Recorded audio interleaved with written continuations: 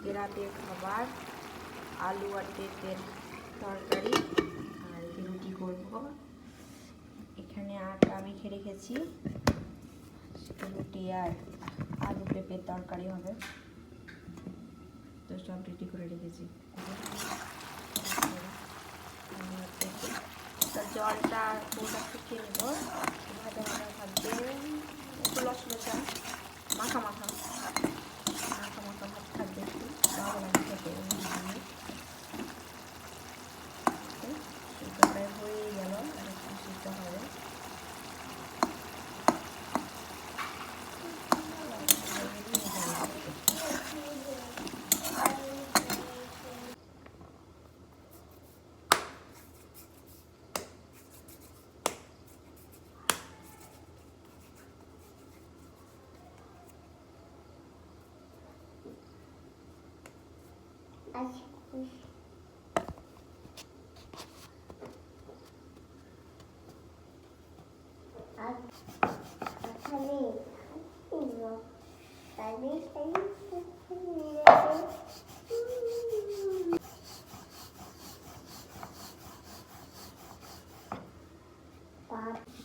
রুটি হয়ে গেছে, দিয়ে দিই।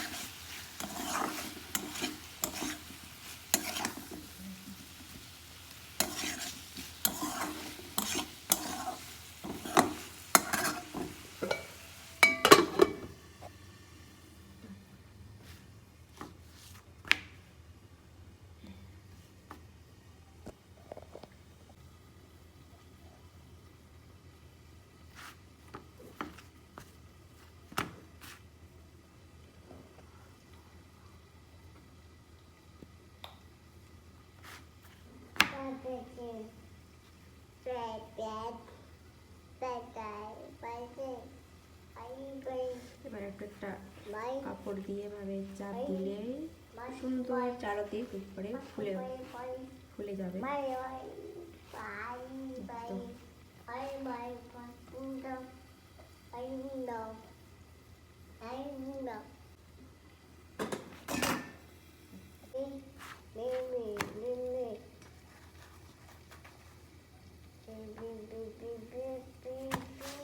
এভাবে রুটি দিয়ে চাপলেও ফুলে যাবে, দেখবি।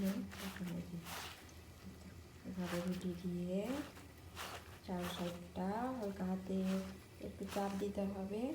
দেখেন ফুলে উঠছে, এই যে একটু লাল করে নিই রুটিটা হয়ে গেছে। এই যে দেখেন হয়ে গেল রুটি। এই যে আমার রাতের